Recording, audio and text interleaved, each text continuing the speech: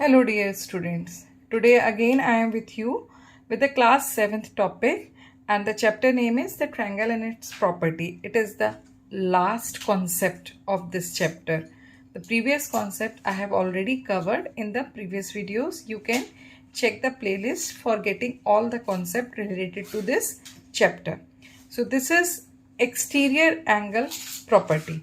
One of the very important concept which is going to apply everywhere in geometry. In so many questions you find that it is going to apply. So without delay, let us start with the concept. And if you feel that this particular video or my videos are helpful for you, then you can subscribe, like, share my channel. So see, this is our triangle AOC, right? If I see, so this is the interior angle. Let's say it is I1. Another interior angle I2 and the third interior angle is I3, right? They all are inside the closed boundary. This is the triangular region. If I see this particular, you can see from my pen, in this particular page with the line OA, OC and AC, इसके साथ मैंने क्या किया है, इतना जो area है, this much area I have bounded. So this is the interior part of the triangle, right? Rest of the part is exterior. Okay. Now if I talk about this particular point, this particular vertex, so I have extended this AC till D. मैंने क्या किया है, जो ये AC side है उसको D तक इस रे को एक्सटेंड किया. So in this point another angle has been made. This is known as the exterior angle, right? So I am representing this exterior angle with the help of E, and as it is connected with C, जहाँ पे मैंने subscript 3 लिया हुआ है तो इसको भी मैं सबस्क्रिप्ट 3 में रखकर E3 करती हूँ, right? Now in every vertex, here also I can extend, here also I can extend the line to make the exterior angle, right? So in this way every triangle has 3 interior angles and 3 exterior angles, right? Up, what is the relationship between the interior angle and exterior angle? See, हमने chapter lines and angles भी complete किया. There I have given you the concept of linear pair. Now if I see at point C, I3 and E3, they are making linear pair, so their sum will be 180 degree, right? अच्छा, if हमने angle sum property भी की है triangle की, that means sum of all these 3 angles will be 180 degree. So what it will come, I1 plus I2 plus I3 equals to 180 degree. Reason, angle sum property of triangle, right?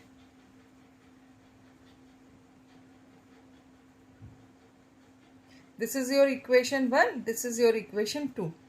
Now in equation 1 and 2 you can observe that the right hand side part, ये जो इसका right hand side वाला part है, that is equal. That means कि ये left hand side part will also be equal.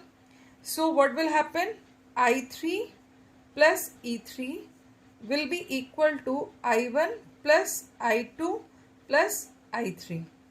ठीक है?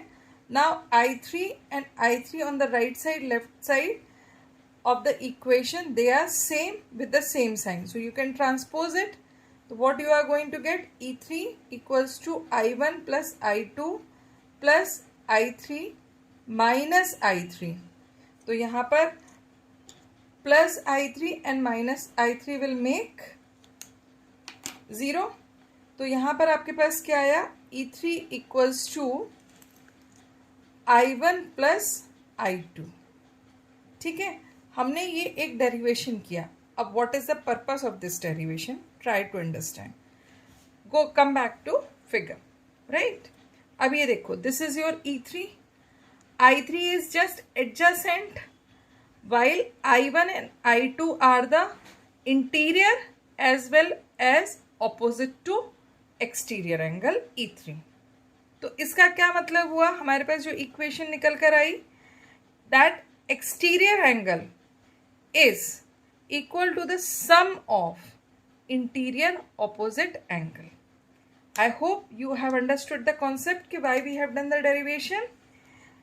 हमारे पास क्या निकल कर आया?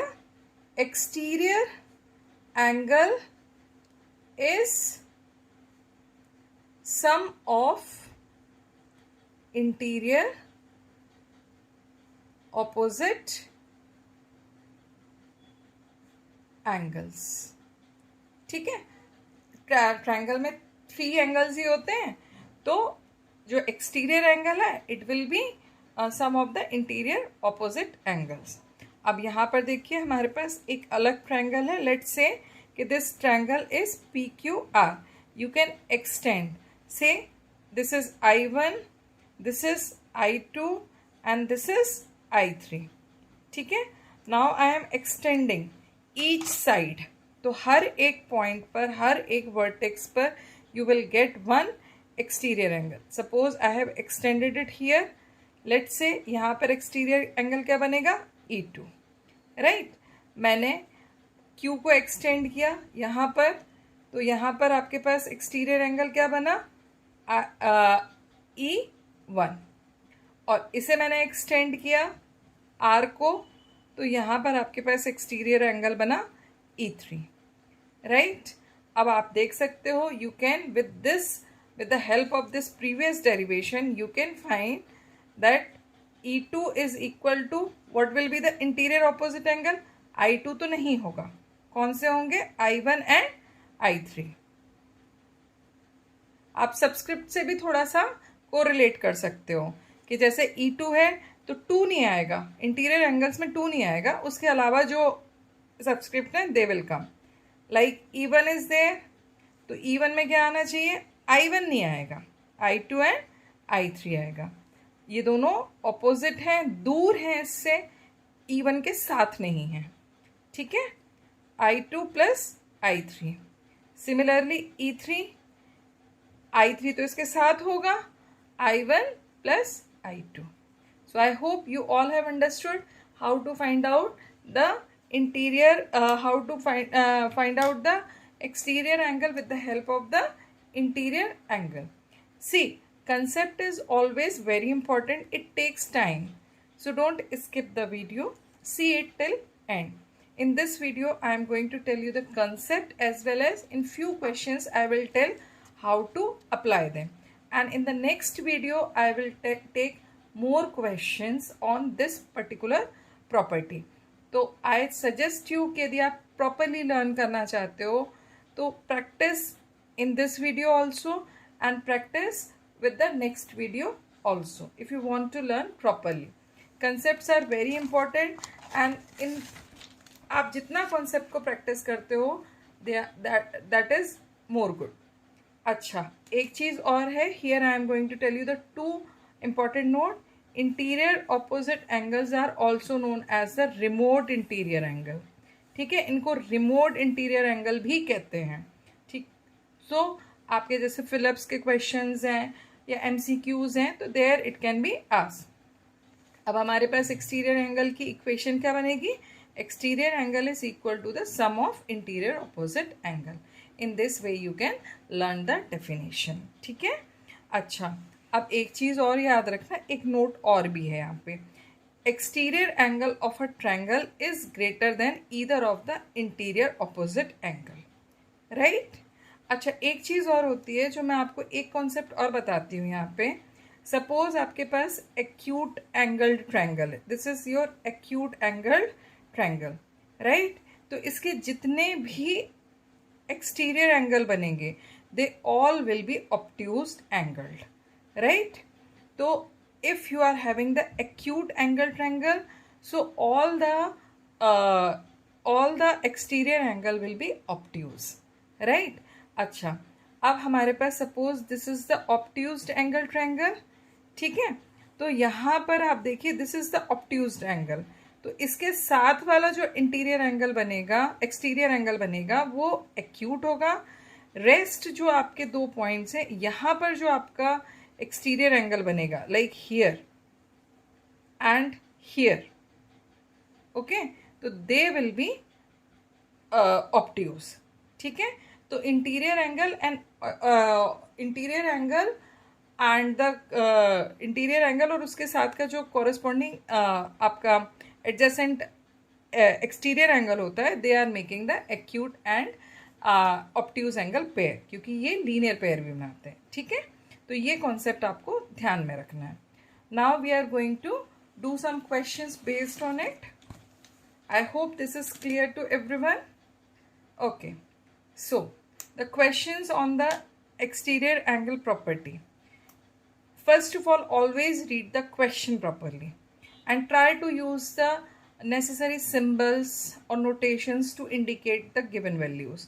Here, if an exterior angle of a triangle is 130 degree, तो एक्सटीरियर इन्होंने क्या बोला है, exterior angle.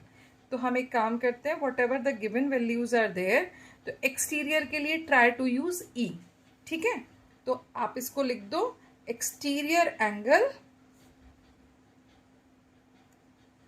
E equals to 130 degree. ये एक चीज हो गई। One of its interior opposite angle is 80 degree, ठीक है। वन ऑफ, तो वन ऑफ में हम क्या करते हैं कि इंटीरियर एंगल 1 कर लेते हैं, तो interior angle 1 that is I1 कितना है आपके पास, 80 डिग्री। Find the measures of all remaining angle, right, ठीक है। So you have to find out the interior angles I2 and I3। क्या फाइंड आउट करना है आपको, interior angles I2 and I3, ये आपको फाइंड आउट करना है, ठीक है। तो बहुत इजी है, just apply exterior angle sum property, ठीक है। तो यहां पर क्या आ जाएगा, E is equals to I1 plus I2। I1 and I2 क्या इंडिकेट कर रहे हैं, इंटीरियर एंगल। आपको E की वैल्यू पता है 130 है, I1 की वैल्यू कितनी है 80, तो आप interior opposite angle, second interior opposite angle निकाल सकते हो। तो आपके पास I2 कितना आ जाएगा, 130 minus 80 degree that is 50 degree, ठीक है। तो another interior angle has come 50 degree, ठीक है। अब आपको I3 फाइंड आउट करना है। We know in the angle sum property of the triangle, the sum of all the angles is, sum of all interior angles is 180 degree. तो अब next time हम क्या अप्लाई कर देंगे, apply angle sum property of triangle. तो क्या हो जाएगा आपके पास, I1 plus I2 plus I3, sum of all angles should be 180 degree. आपको I1 पता है दैट इज 80 डिग्री, I2 पता है 50 डिग्री एंड I3 आपको फाइंड आउट करना है, ठीक है। तो इन दोनों का सम है 130 degree and I3 by transposition you can find I3 equals to 180 minus 130, तो आपके पास क्या आ जाएगा 50 डिग्री। अच्छा, इसमें एक क्वेश्चन और भी ऐड कर सकते हैं, which type of triangle it is. तो हम देखते हैं कि क्या which type of triangle it is. I1 is 80 degree, I2 50 degree and I3 also 50 degree. तो किस ट्रायंगल में दो एंगल्स इक्वल होते हैं, याद आया कुछ, yes that is isosceles triangle, ठीक है। तो you can write that it is an isosceles triangle, it is an isosceles triangle. So in this way you can add the information. So this is one of the question where I have applied the exterior angle property. अभी और भी questions बाकी हैं और उसको यदि आपको देखना है, समझना है, तो you have to follow the other videos also. Okay, तो फटाफट से, यदि अभी तक भी आपने मेरा चैनल सब्सक्राइब नहीं किया है, आपको मेरे वीडियोज़ हेल्पफुल लगते हैं, they are adding the values in your mathematics practice, तो just like, share and subscribe my channel. और इसके और भी क्वेश्चंस जो कि पिक्चर बेस्ड हैं, उनको मेरे साथ सॉल्व करने के लिए नेक्स्ट वीडियो में बने रहिए। Till then keep practising, keep learning. Bye.